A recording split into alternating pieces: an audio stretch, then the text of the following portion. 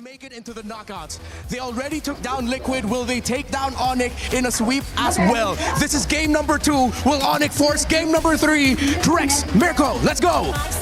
A back-to-back win, a back-to-back clean sweep from TLPH to ONIC would certainly put them up there when it comes to greatest performances for a team in a group stage, but we'll find out here. ONIC have some solid answers as well. Just like you did pointed out, it is much more even here this time around. Yeah, this seems like a much more straightforward draft from both teams. It's honest, it's simple, the game plan is there. There's nothing cheeky, there's no crazy Selena, there's no weird healers on the field. I'm excited to see how Lunar decides to rotate. How much is he going to harass from this EXP lane? All right, quick check on the emblems again. It's going to be the Bargain Hunter this time for Kelra on the Moskov, trying to get that item power spike. Quick, Suns! The damage on Hassan's first blood already, but Tianzi in a little bit of trouble. Keyboy will respond with a kill of his own. Jungler for mid lane. Feels like a win for ONIC. Now Kyrie's looking for more. Dashes in the mid side, gets some good damage on Aurora. Pagu as well, but Kyrie can't get the finish. But still, they may have to go back after this lane. Keyboy.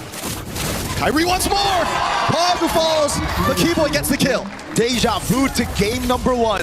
It's ONIC who strike here early on, getting the lead 2-1. Last time it was a 1-0 pickup on TNZ. And just like in game number 1, it seems like Aurora are going to have to force, or are going to be forced to climb back in this game already. No purple buff on the Ling. Everything still is relatively calm, right? Some pretty good picks here. Steal, what a crazy SOE to be sending there.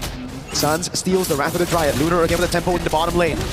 ONIC on the turtle. Yeah, Lunar's gonna have to try to make his way up. Tianzi is looking for a possible steal here. Lunar is gonna try to open things up. Kyrie still able to get it. Deficit Blaze does come down right next to Kyrie. Kyrie takes a bit of damage, forces the top side. Rosa falls to Loopy, but Tianzi also low, and Keyboy gets the kill. ONIC finally responding in game number 2 as Pagu falls. Sigiboom comes in with a blazing new weapon, unable to get the finishing blow on any members of ONIC. Keyboy still chasing down Lunar. Loopy uses the flicker, gets the final hit. No, it's Keyboy who dashes in to finish him off. A big win from the sky for Lunar to deal enough damage over on Keyboy, and then the dive happened. Yeah, at this point, ONIC has taken a decent lead. Still no kills into the pocket of Kyrie, but Loopy being 2-0-2 on this Uranus can be a problem. Yes, they have the hard lockdown with Pagu, they have the small stun with Rosa, but still it doesn't feel like enough to deal with a well-fed Uranus, and Loopy's going to start harassing into this jungle. He's going to start becoming a problem for TNC, a problem for Rosa. Despite that win for ONIC, the lead is still pretty much non-existent, just a 1,000 goal lead between the two. TNZ still level in XP against Kyrie despite dying 2 times. And it all comes down to who utilizes the Wrath of the Dryad better. Sans has been on it 24/7, always after getting that level 4, stealing the Wrath of the Dryad over. Kyrie with a jump up top. A lot of damage. Sigmund might not be able to get away from this. Use the PMI, and in comes TNZ. Just to try to ward him off. Keyboy is there as well. The disengage is clean from Aurora. That's a massive win for ONIC. They were able to bait out the Purify, a Blazing Duet, and the Tempest of Blades with the Retribution as well. This should be free for ONIC, but it's always awkward. Rosa. Boy, trying to get the knock up, will go in, gets a kick, but it goes the wrong way. Well played by Rosa, but another utility gone. Flicker off the map for Rosa. Loopy now, harassing them away. They know they can't fight for the turtle. But ONIC doesn't just want the turtle, they want a little bit more. A lot of damage on Pagu. Wrath of the Dryad does come out from Sans. It's enough to buy time to take out Pagu. Kyrie gets a kill, and Loopy continues to zone Sigiboom and Rosa away. A stack on the Sky Piercer for Kyrie. He wants a bit more now. Sans rotates over to mid, but that is a Hilda. Lunar is still going to be able to survive right now as Pagu wasn't. Oh, wait a second. Rosa and Sans be a lot more vulnerable than in previous metas against tanks. If you walk up too aggressive, which is both their tendencies, you are going to be punished. This isn't the tank meta where you can actually stay up front and just escape. This is the assassin meta. You get caught, you're dead. Keyboy setting up for something. Keyboy looking for a possible kick, landed on TNZ. Kyrie gonna be able to get the final blow in, and that's another kill into the hand of Kyrie to stack onto that piercer. The mid side though, Loopy taking a little bit of shots. Whoa! Kyrie goes down, Sigiboom able to get the kill. As Loopy tries to move in, but Kelra with an SOD into the back line, forcing them under the base. Loopy flickers in, and Rosa goes down. Kelra getting the kill, and now Lunar's in a bad spot. Keyboy looking for the knockup. Pagu also hiding under the tower. ONIC are moving on to that tier 3 in the bot side as they push Aurora back once again. Oh my god! It's so beautiful to watch.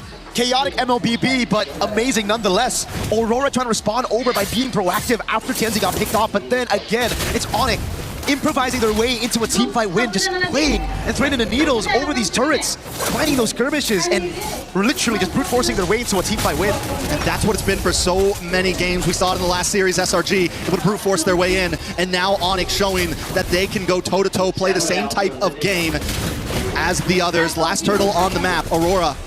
Probably won't even be able to fight for this. They just want to go for the purple. Nope. I think they're going to have to give this away unless TNZ finds a miraculous steal. But on Cho, on the hands of Keyboy, I don't think you're going to try to actually walk up there. There's been a couple of times already where he's been caught by the Jin Kun Dome.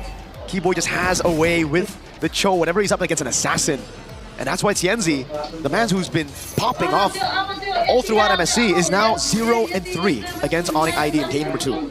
Yeah, Aurora can't really start these fights at this point. They have to kind of let ONIC come to them and look for the bait. They have to get Keyboy a little bit too deep, or Sans a little bit too deep, to where they can respond and envelop the enemy. ONIC, on the other hand, has been able to catch Aurora off guard time and time again. Loopy going to take a couple shots, should be okay. Doesn't have the consecration right now, but still not a huge problem. Oh!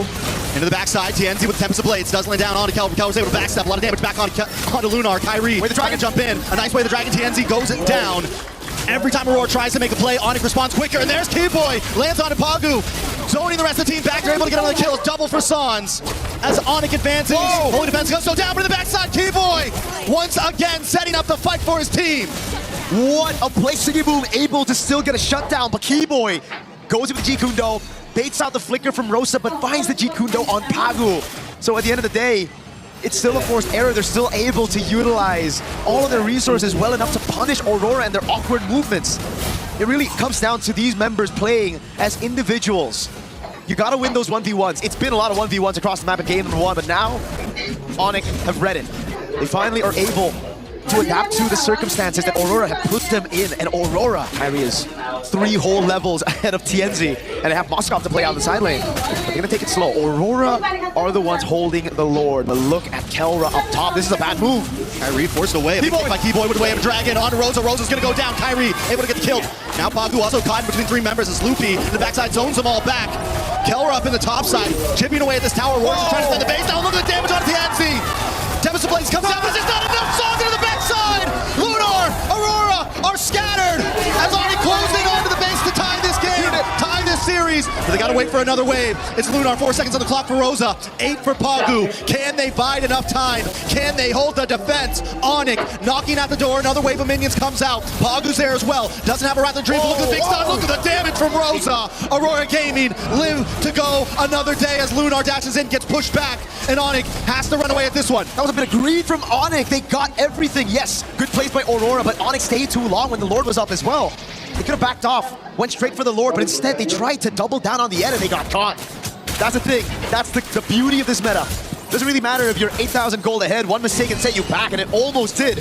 What is that damage? It's a whole 1,000 gold difference in the mid lane, yet Rosa was able to burst down these squishy members of ONIC. Oh, Aurora really wished for Tienzi to be up right there, dude. That would have been the dream. For the burst to come through, Tienzi to respawn just on time, getting the pitch poise. But even then, ONIC still have an 8,000 gold lead. They have that far lane control. They're going to try to burst this Lord. Even if Pagu had the Wrath of Dread in that split second there, he was still waiting on cooldown. All it took was a couple more seconds. That could have gone horribly, horribly worse for ONIC. And I think this is why they've been taking it slow. This is why they've been careful at their approach in these fights, because at any moment, the combo play is there. We're down to 12 and a half minutes, and Aurora still has some ways to respond. So now we got to talk about the wave clear. Honestly, not too good for Aurora. In a way, usually when you have a lane, you can actually split these minions apart. You can stagger the waves just by clearing the side lane, but with a Moskov on ONIC's hands, with a 9,000 gold lead as well, don't really think that's going to happen. ONIC are going to be able to handle all 3 waves, so Aurora, they might have to lose all their base turrets if they want to survive in the game. All right, Aurora going to be able to defend down the mid. They clear the tower, but the Lord is coming down the top as ONIC moves on to the bot side wave. They want to try to crack another inhibitor. Keyboy dashes in with the G-Kundo. Big stun from Rosa. The ult doesn't quite connect. Kyrie able to phase out. Aurora defend the tower, then move on to the top Lord, and ONIC get nothing in that push. Wow. Still a stellar defense. I really thought that the base turrets would go down with that Lord, knowing that they have so much tempo and a Moskov as well. But Aurora use the Keyboy. Oh, he gets the kick! But is it enough? Tempest of Blades to the backside. A lot of damage on Loopy. Loopy tries to dive in. He sports flicker out. Kyrie to the backside. Gets nice damage on Pagu. Finally gets the kill. Tienzi taking shots from Kelra as Kelra dashes in. And Kyrie's got his 2. Siggyboom with a lazy duet on Loopy and Song. Trying to chase him down, but Loopy's on his back. He BMI's back, but not before he gets the shutdown. 2 whole shutdowns for Siggyboom. Through the BMI. Back last second, 2 members down. ONIC now on the defense. Aurora back in the game. Trex, 10,000 gold leads in this meta. It doesn't really feel like the normal 10K. It doesn't at all. Big SOD doesn't connect Aurora, getting their second structure of the game at 15 minutes in and hanging on a prayer right now. But showing that at any moment they can still outplay, and ONIC has to respect it. And now it's back to that slow build. It was Winter Crown earlier for Siggyboom. He sells it, gets the win in nature, knows just how much there is of a threat from ONIC when it comes to the physical damage. Kelra scaled up completely. Kyrie on the Hirara, a menace. Shut down, but still, a menace. Not as many stacks on the Sky Piercer, but that survivability of his. Now Aurora, The key boy. do they read it out? Do they do housekeeping properly, right? Pagu's done it. But it's already on Rosa. He's already looking for the kick. Rosa flickers, stops him. SOD. Big one makes the whip, but it's an SOD from Kelra. Able to still find in the back. But wait, Kelra's in trouble. Oh my God. Able to wind of nature, very clean. He backs up, he sidesteps, but he's still pushed against the wall, and he finally goes down. That's not worth it. Kelra for Rosa is not worth it. In trouble. Lunar, maybe in a bad spot as well. Kyrie able to pick him up. It's two members down on the side of Aurora. Pagu, Siggy Boom, trying to defend. Sans moves on. Pagu goes down. A double kill for Kyrie. TNZ, where are you? They need you. You gotta get back to base. Up top, Siggy Boom clearing out the wave. Final pacer of the game gonna be falling. Keyboy. A lot of damage. He will go down. Keyboy finally gets the kick. And it's Siggy Boom. 6 seconds on the clock for Rosa. Siggy Boom may not be able to do this alone. He doesn't have the blazing duet. He doesn't have the damage. He's trying to defend. The base is low. Rosa's back. And Kyrie's down. No way. Aurora still holds on. The iframes are there, but ONIC wants to end it. Can Rosa do it on his own? And Lunar's back up. The base not down yet. But finally, Kyrie and ONIC tie the game. What a game! What a series to the end of that push! Rosa keeps everybody on the edge of